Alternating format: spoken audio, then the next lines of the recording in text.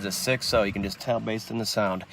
Anyways, today we have another AC concern. It's July here, so it's about 90 degrees outside. Humidity is, pretty high too.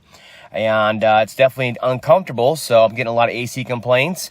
Today we have a 2008 Ford Escape Hybrid that has an AC concern where he says it's working intermittently.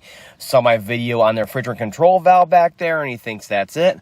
I'm going on the road here from idle to the higher RPMs in the highway here in the country roads, and it's just not dropping below 60 degrees coming out of the vents on here. You can kind of see it on there. So it's only getting down to about 60 degrees coming out the vents, and even on a really hot day, that's not acceptable. I say 50 degrees is the very top of what should be coming out of there on a hottest day of the hottest, a day of the year. So what we're looking for is between 32, let's say, and 46 degrees coming out the vents. So we're going to take it back to the shop now that I verified the concern is happening at idle and higher RPMs.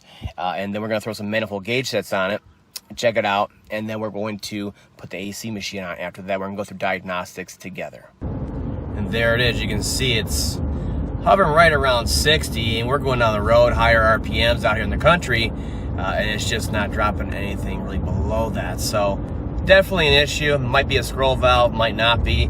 Manifold gauge set's going to tell us for sure, and I'll show you how that looks on there. All right, we're back at the shop here, and of course we took a test drive, so that means the engine compartment here is nice and hot, which is very important for your high side reading on here. So our high side reading, the full hot engine compartment like this, 85 degrees outside, should be around 225. 150 is way too low, especially when it's sitting there at idle cooking. Okay, again, our low side here is way too high, almost 60 psi. Makes sense. That's why we're getting about 60 degrees out the vent. Okay, it's not going to cool down the cabin, especially when it's got a real hot heat load in there from sitting all day. Okay, that's why. So what we're going to do now is we're going to raise the RPMs and recheck these pressures on here.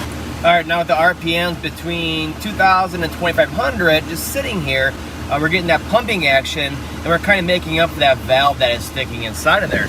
So now look at our pressures over here. You can see, they're within spec now. I mean, they're in the 40s, and then the other one is well above 200. It's really pumping in there and creating that pressure and pushing it through to the low side. So you can see it's much, much better now. And then, of course, inside, it's much better. It's starting to drop on there. So it definitely needs a scroll valve, and that's a really easy way to check. Okay, so this little valve right here is what's causing all your poor AC cooling issues at idle. Okay, it's called a refrigerant control valve. It's mechanical, it's pressure and temperature sensitive. So as you can imagine, being mechanical, over time it can get stuck and start to bind in its bore. What's nice is that we can actually buy these separately from the aftermarket. They come pre-assembled just like this, ready to go and adjusted. New O-ring on there, new housing plate gasket. And the one I'm going to link to down below is the Dorman one. It's about $35, and they've proven to be reliable. I know you guys are thinking, Dorman, no thanks. But you know what? These have proven to be reliable. And in reality, I think they're made by someone else. This one's made by Goodyear, and it looks exactly the same. So either way, these have proven to be reliable. $35, all inclusive, good to go. Now the hardest part about changing this valve is that you're going to have to make sure the AC system is sucked down. I have my own machine, so it makes it very simple, but you are opening up the backside of the compressor, so you want the refrigerant recovered and pulled into a vacuum before you actually go ahead and pull off that plate. Now the plate on there, on the Escape Hybrids, is probably the hardest one to get to, whereas the 500 Freestyle Montego, they're right there. Okay, so the compressor's gonna be right in front of the engine here, okay? And on the back side of it, you'll see this plate, 10 mil bolt, and up in there, 10 mil bolt. Plate comes off, valve comes right out. So you can see on this one, the bracket for the oil dipstick tube is in the way, but you can turn this one out manually, pull that one out with a ratchet, and this plate will fall off to the side, and we can get access to the valve. It'll come right past this bracket on here, no sweat. So you don't need to remove the compressor, but you must recover the refrigerant. So it's a little hard to film up in here, so what I'm gonna do, I'm gonna pull off these two 10 mil bolts. You see them right there in the back side of that plate. Pull the plate off, and then we'll get back to it, and I'll show you how it comes out of there, how it looks. All right, now once that plate is off of there, you can see, you'll see the valve right there. I mean, either be sticking out like that, or it'll pop out on you. If it's sticking inside of there, you simply press on it, and it'll kind of pop out like that. There is a spring inside of there, and that'll help get it out of there. It's brass, so you can't use a magnet to pull it out. So what you want to do is pull the valve out itself, and then here's that O-ring around the outside, that gasket on there. You want to pick that out of there and clean up the surface, and then we'll get the new one going in there. So let's see if I can do this. There we go. It's pretty far out with one hand here. I'll kind of show you it's tight like I said. There it is.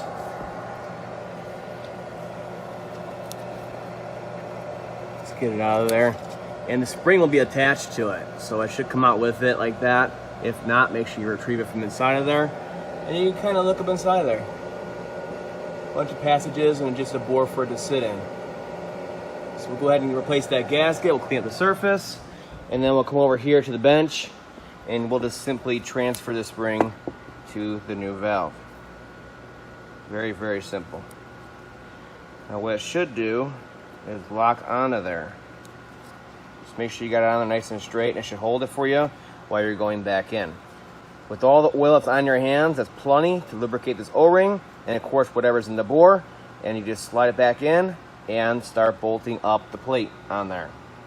Just tighten these down, hand tight, and then we can go ahead and start charging this system back up once again. After that, you can pull in a vacuum and recharge the AC system so we can try it out. All right, now with the new valve installed, our system evac and recharged, you can see our pressures on here are absolutely perfect just by changing that little valve on here. I mean, look at this, just above 30. It's gonna be freezing inside of it coming out of there. And of course, our high side pressures are in that sweet range, around 225. That's absolutely perfect. We didn't do anything besides change that valve. Most importantly, let's go inside the cab here and see what our discharge temps are at to cool down the cab inside of here.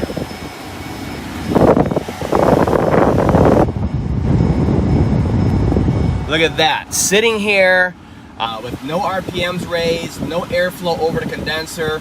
We are already at 40-some degrees coming out of there. So that is a good fix. The gauges tell you everything. Now inside of here, this is gonna all rely on the heat load that's inside of the cab and how much heat it can take out when it passes through that evaporator on there and take it back out to the condenser and the compressor. So this, when you go down the road, it's gonna be crazy cool inside here, which is the way it should be on Escapes. So this is a good fix, and it's a very cheap fix, and it's the proper fix for this kind of concern on these vehicles. That's all for now. I'll see you guys next time.